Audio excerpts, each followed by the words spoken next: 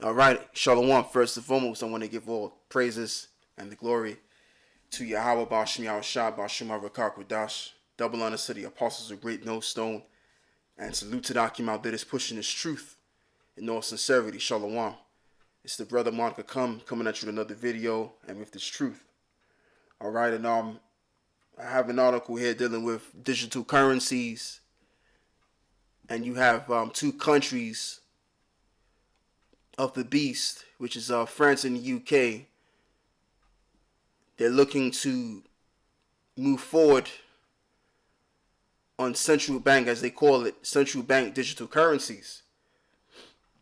So let's go down and read what it's saying. It says the central banks of France and the UK have moved towards the creation of central bank digital currencies, CBDCs, with the Banque de France issuing a call for application to experiment with a CBDC for interbank settlements, while the Bank of England publishes a discussion paper as it assesses the risks and benefits of the CBDCs.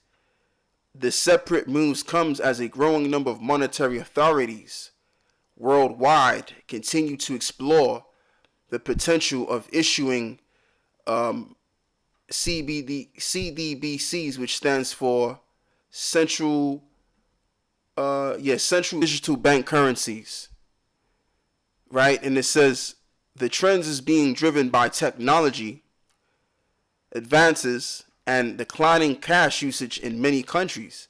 And that's exactly what's going on right now. Like, you have a lot of people, and even including myself, we've been used to just using our credit cards or our debit cards, which I don't have a credit card. I use a debit card instead.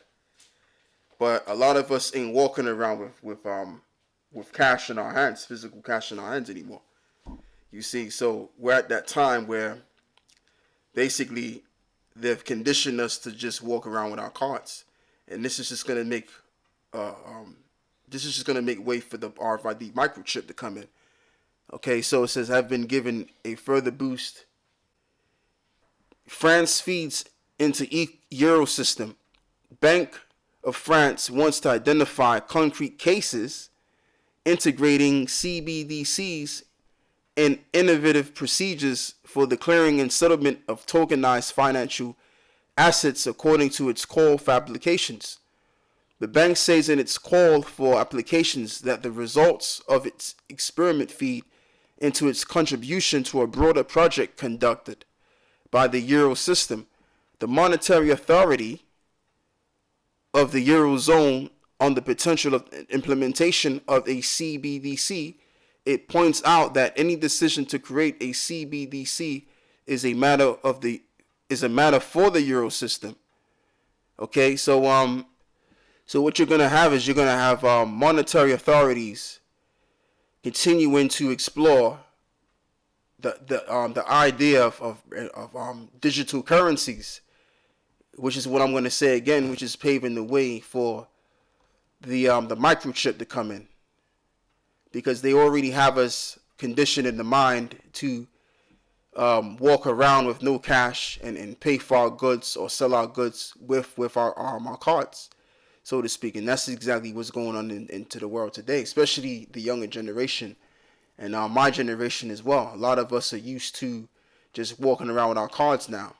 You know, you don't have to go on a bus, and or should I say, before you go on a bus or before you go on any transportation, you gotta buy like this bus pass or train pass. You ain't gotta do that anymore. All you gotta do, as long as you got your card with you, all you gotta do is just, you can even actually use your card, okay, to go on the train to get on the bus, or or better yet, you can even use your phone. Even you can, that's how they got it nowadays. So now what I'm going to do is I'm going to further move on, and I'm going to read Revelations, the 13th chapter, because ultimately this is where it's all going to go. And I'm going to keep doing these kind of videos dealing with the chip, the mark of the beast, because this is exactly where everything's going at the end of it all. At the end of it all, Esau's plan is to chip the whole of mankind. That's the whole intent of the people, of the powers that be, excuse me. The people that's in power, the powers that be, they want to chip the masses of the people. And that being said, they can have full control of everybody's livelihood and also have access to everyone's data. And this is why they set up these 5G tower blocks, simply so that they can, as to why they can bring in the chip. Okay, so let's read Revelations 13 and 15. And by the way, I can't forget who runs the central bank. The central bank are ran by the Rothschild family. So they're going to be very well responsible for instituting this chip. So let's read this. This is Revelations 13 verse 15. And he had power to give life unto the image of the beast. So who is this he that's going to give life unto the image of this beast? The so-called white man. All right. Which they are the people of Esau and Edom. According to the book of Genesis chapter 25 verse 21. That the image of the beast should both speak and cause that as many as would not worship the image of the beast should be killed. And he caused of all, both small and great, rich and poor, free and bond, to receive a mark in their right hand or in their foreheads. And that no man might buy or sell, save he had the mark. Save he that had the mark, or the name of the beast, or the number of his name. Because, you know, when you have that chip on you, you've declared yourself a servant to the powers that be, the elite banking families. You've declared that you're a servant unto them, and they're your power. You've made a covenant with them. As the scriptures tells us in the Old Testament, it says, make no covenants with the other nations. I'm roughly paraphrasing. All right, so when you take that chip, not only are you breaking, you're breaking multiple different laws. But the two laws that comes to my mind is the law when it comes to cutting to the flesh and making a covenant with another people. Those are the two laws that come to my mind that you're breaking. Okay. Oh, and a law that's being broken is that you're worshiping another God. You're putting something else, and you're worshiping something else other than the Most High. All right. And we're not supposed to worship any other entity besides the Heavenly Father.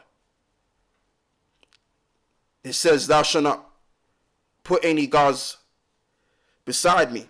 Thou shalt not worship any gods, but you should only worship the Most High. Okay? So that's what you're supposed to do. So when you take this chip now, that chip is going to declare that you're no longer the Most High. You are a servant to the banking elite. You've made a covenant with them, and you've put them as your power rather than the Most High. And really, this applies to Israelites, really, because the laws of Moses, which really they're laws of the Most High, because it came from the Most High anyway, but the laws apply to the nation of Israel. So you could be another nation and take as much chips as you can. The Lord ain't going to get mad at the other nations. The Lord is going to get mad and bring about judgment unto the men or women of Israel that receive the mark, that take the chip. And the reward is going to be, all you got to do is read Revelations 14 and 9. I don't really have to go there. So yeah, that's where it's all going to go. It's all going to go towards people being chipped. That's what this digital currency thing is all about. Paving the way towards the chip. And by the way, can't forget, this is something that France and the UK banks are moving towards. Set up digital currency. Why is it France and the UK? Because France and the UK are two countries that make up the beast system, that are within the beast. Okay, and the beast is talking about the revival Roman Empire that we're living in London right now. Because the people that are running the society, what they're doing is they've taken on the same customs and the same tradition as the powers that be 2,000 years ago of ancient Rome. Okay? And that's why it says they exercise all according to the beast that was. Right? The scripture's right here. It's in the same chapter. This is Revelations 13 and 12. And he exerciseth all the power of the first beast before him, and caused of the earth and them which dwell therein to worship the first beast, whose deadly wound was healed. And that's talking about ancient Roman Empire.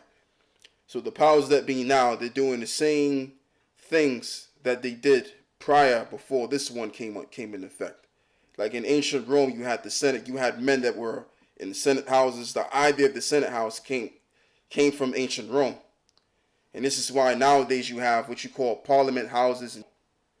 And then you had men that were voted in by two groups of people. In ancient Rome, you had a group of people called the plebeians. And it was I forgot the other name, man. And the patricians. So it's equivalent to what you have in America. You have the Democratic Party, the parties goes on. You know, so let's read this again. In the exercise of all the power of the first beast before him, and cause of the earth and them which dwell therein to worship the first beast, whose deadly wounds was healed. And these parties would vote in what prime minister or president they would want to be in office. Okay, and if one party got the most votes for that particular president, then that president or prime minister or that Caesar, let me put it that way, that Caesar would actually win, and he would become the power of Rome. He would become the Caesar of Rome. So it's the same thing how it is right now. Whoever gets the most votes to become prime minister or president, that's who's going to become prime minister or president. So the ancient Roman Empire, the way the ancient Roman Empire was governed is no different than the way this society is being governed right now, so to speak. So what we're going to do is we're going to read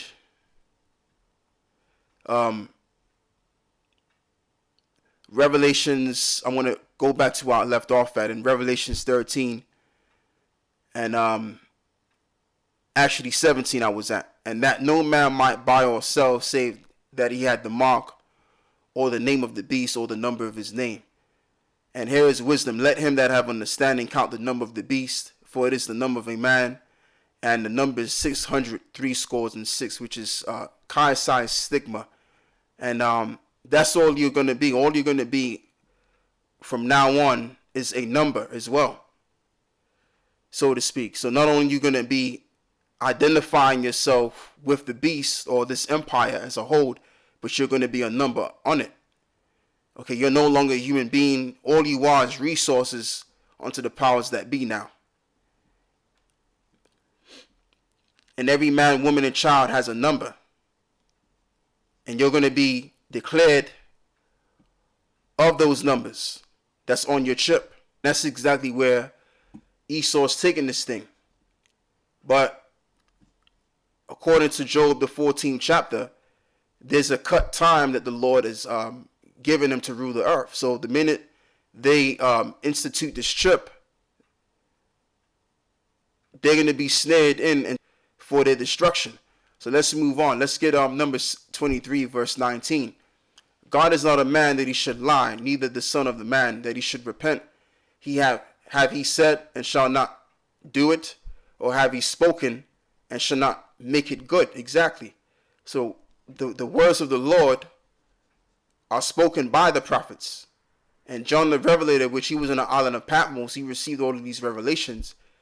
And there was some visions that he was to write down, and there was some that he didn't write down. Okay. And there was words that was spoken by the prophets, and there was some things that had to been kept secret. And this is why the Bible, the Bible could actually be a larger book, but the Lord didn't want to give all of the information onto us like that. So he gave us what we needed for this time. Certain things are to be revealed, and certain things are not to be revealed, because it's all according to time. That these things that are hidden that we don't know are to be revealed later on. Okay. But going back to what I'm saying, the words of the Lord were spoken by the prophets and were written down so that ultimately we can read these prophecies and be aware and be prepared for when these prophecies start speaking. As we're living in that time right now, we're living in a time where the prophecies are actually speaking out loud now, according to the book of Habakkuk, the 2nd chapter. All right, and the Lord is going to make it good. All of the words that were spoken of the men of the Lord, they're going to be fulfilled and they're going to be made manifest. And this is why it says in 1 John 2:21, I have not written unto you because you know not the truth, but because you know it, and that no lie is of the truth. Exactly. So the Lord can't lie, because the truth of the truth is what we call it, which encompasses all of the scriptures. If something is said, then just look for it to happen. Now, these words can happen 5 years from now, or 100 years from now, or 1,000 years from now, where these prophecies are going to come to pass. The Lord ain't going to say something and then put it behind him and then change his mind. No, the Lord is going to make good according to his word. And the words that were spoken by the prophets, which are his words, will be made manifest. They will come into existence. Okay, and this is why, as I'm going to read again, 1 John 2:21. I have not written unto you because you know not the truth, but because you know it, and that no lie is of the truth. So you're not going to find any lie in this truth. Okay? All of it is true. All of it is sure. Like what Paul said, we have a sure word of prophecy.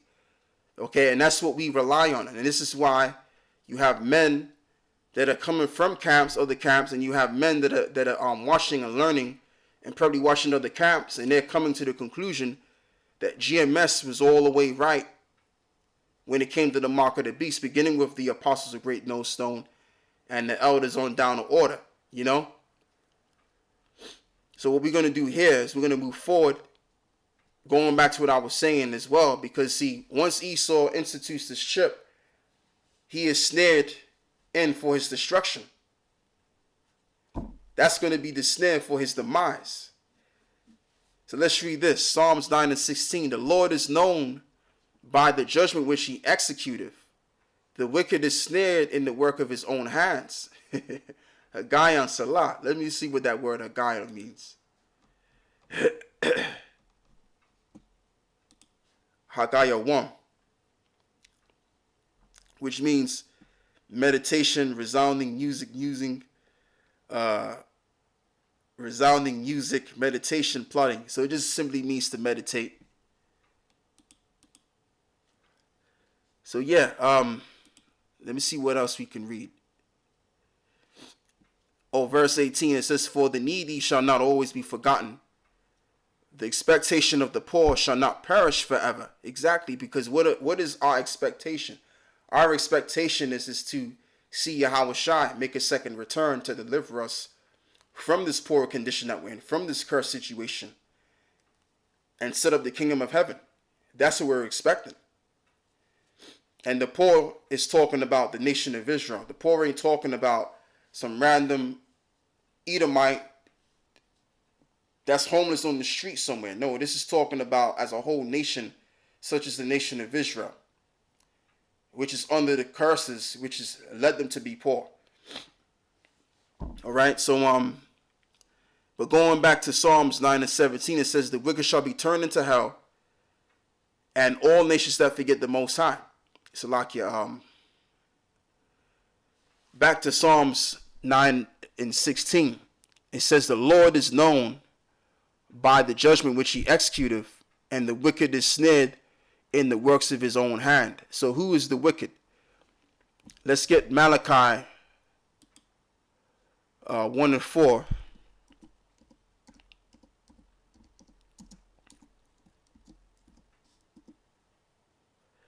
It says, whereas Edom saith, we are impoverished, but we will return and build the desolate places.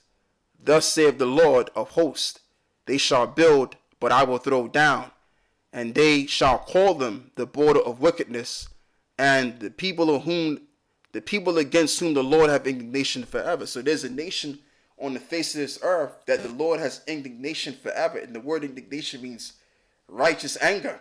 So the Lord has righteous anger against a people that's ruling the earth right now. Not a people that's been done away with, but a people that are ruling the earth and living and alive and well today.